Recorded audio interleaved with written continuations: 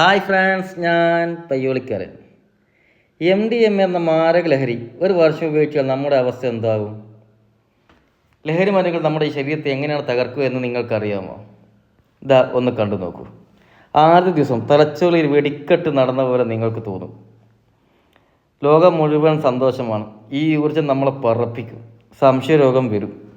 പക്ഷേ ഇത് ചതിയാണ്.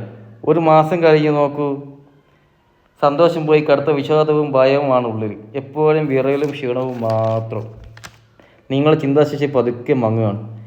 2 മാസം കഴിഞ്ഞാലോ എല്ലുകൾ ബലമില്ല, പല്ലുകൾ കൊഴിയാൻ തുടങ്ങും, ശരീരത്തിനുള്ളിൽ ദ്രവിക്കാൻ തുടങ്ങും. 6 മാസം കഴിഞ്ഞ് നിങ്ങൾ മനുഷ്യനല്ല, നേരിൽ മാത്രമാണ് എന്ന് നമുക്ക് തോന്നും. വിഭ്രാന്തികൾ നിങ്ങളെ വേട്ടയാടും. മരണത്തിൻ്റെ വക്കിലാണ് നിങ്ങൾ. 1 വർഷം ലഹരി നിങ്ങളെ പൂർണ്ണമായും ഇല്ലാതാക്കും. ഈ ചതിക്കുള്ളിൽ വീണാൽ പിന്നെ തിരിച്ചു വരവില്ല. അതുകൊണ്ട് മക്കളെ, ജീവിതം നശിപ്പിക്കരുത്. ലഹരിക്കെതിരെ നോ പറയുക.